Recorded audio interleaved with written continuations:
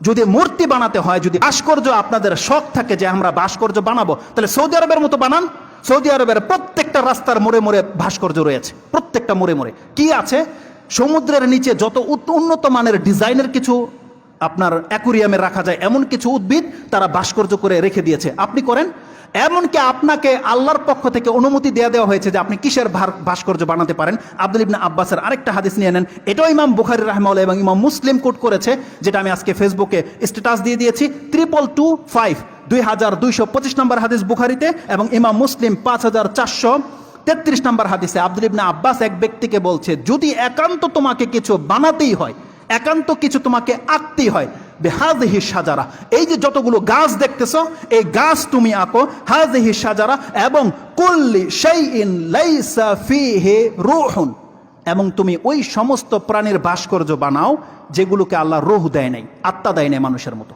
পাখি, ঘোড়া, গাধা, ভাগ, মানুষ, এগুলো বানানো যাবে না যেগুলোর প্রাণ দেয়নি আল্লাহ। গাছেরও প্রাণ আছে কিন্তু আমাদের মতো রূহ চলাফেরার মতো দেয়নি।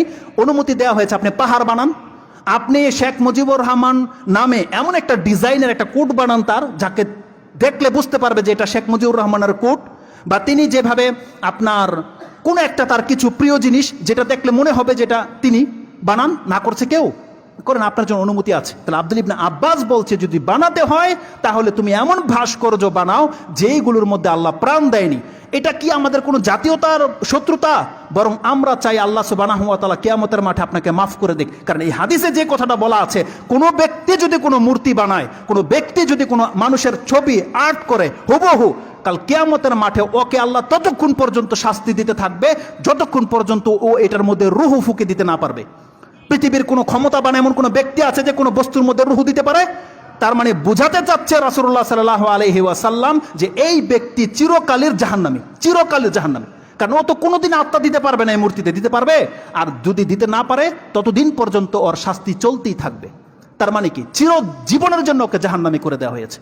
আল্লাহ সুবহানাহু ওয়া তাআলা যেন আমাদেরকে বোঝার এবং সে অনুযায়ী আমল করার তৌফিক দান করে।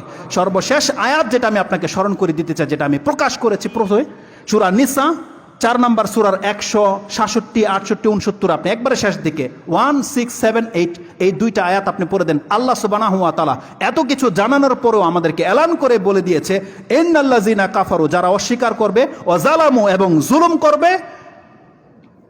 আল্লাহ সুবহানাহু ওয়া তাআলা এত দয়াবান হওয়া সত্ত্বেও তিনি বলছেন সুবহানাল্লাহ, যালামু লাম ইয়াকুনিল্লাহু লিয়াগফিরা লাহুম, আল্লাহ এমন নন যে আল্লাহ তাদেরকে ক্ষমা করে দেবে। বলছে যে আল্লাহ এমন নন যে আল্লাহ এদেরকে ক্ষমা করে দেবে। ইন্নাল্লাযিনা কাফারু ওয়া যালামু লাম ইয়াকুনিল্লাহু লিয়াগফিরা লাহুম ওয়ালা লিয়াহদিয়াহুম তারিকা, আর আল্লাহ তাদেরকে কোনো নাজাতের রাস্তাও দেখাবে না। আল্লাহ কাল কিয়ামতের মাঠে শুধু রাস্তা দেখাবে, ইল্লা তারিকা জাহান্নামা খালিদিনা ফিহা আবাদা। আল্লাহ বলছেন আমি তাদেরকে শুধু জাহান্নামের রাস্তাটা দেখিয়ে দেব, যে তোমরা এই পথে হাঁটো, তারা শুধু জাহান্নামে যাবে, তাদেরকে আমি জান্নাতের পথ দেখাবো না, আল্লাহ সুবহানাহু ওয়া তাআলা বলে দিয়েছে। অতএব আল্লাহ সুবহানাহু ওয়া তাআলার কাছে ইব্রাহিম আলাইহিস সালাম যে দোয়া করেছিল, আমি আমার জন্য এবং আপনারা প্রত্যেকে নিজের জন্য এবং পরিবারের জন্য সেই দোয়া করেন, জুনুবনি ও বানিয়া আন্না আবুদাল আসনাম, আল্লাহ তুমি আমাকে এবং আমাদের সন্তান এবং সন্তানের সন্তানদেরকে আল্লাহ তুমি পুতুল পূজা থেকে বাঁচিয়ে রাখো। আল্লাহ আমাদের পরিবারগুলোকে তুমি এই সমস্ত পুতুল, ছবি, মূর্তি থেকে তুমি হেফাজত করো। যেভাবে পুরো জাতি গুমরা হয়ে গেছে, আল্লাহ তুমি আমাদেরকে ঈমান দিয়েছো, এই ঈমান তুমি আমাদেরকে শিরিক দ্বারা নষ্ট করে দিও না। আল্লাহ তোমার পক্ষ থেকে তুমি আমাদেরকে সাবেত কদম রাখার তৌফিক দান করো এবং তুমি আমাদের ঈমানকে বাঁচিয়ে রাখো। আল্লাহ তোমার কাছে আমরা আশ্রয় চাচ্ছি। আল্লাহ সুবহানাহু ওয়া তাআলা যেন আমাদের এই কথাগুলোকে কবুল করে নেয় এবং আমাদের এই জাতিদের নেতৃস্থানীয় ব্যক্তিদেরকে যেন আল্লাহ সুবহানাহু ওয়া তাআলা হেদায়েত করে, তাদেরকে যেন মুসলমান ঘরের জন্ম হয়েও আল্লাহ যেন তাদেরকে গুমরাহিতে ঠেলে না দেয়, তারা যেন নাস্তিক না হয়ে মরে যায়, আমরা তাদের কাছ থেকে দাবি করব, দোয়া করি তাদের জন্য। আল্লাহ তুমি তাদেরকে মুসলিম হয়ে মৃত্যুবরণ করার তৌফিক দান করো এবং আমাদেরকে তুমি এমন নেতা দান করো আল্লাহ, যারা তোমার পথে আমাদেরকে ডাকবে এবং তোমার পথে টিকে থাকতে আমাদেরকে সাহায্য করবে। ইয়া রাব্বাল আলামিন, সুবহান রাব্বিকা রাব্বিল ইজ্জাতি আম্মা ইয়াসিফুন ওয়া সালামুন আলাল মুরসালিন, আলহামদুলিল্লাহি রাব্বিল আলামিন। আসসালামু আলাইকুম ওয়া রাহমাতুল্লাহি ওয়া বারাকাতুহু।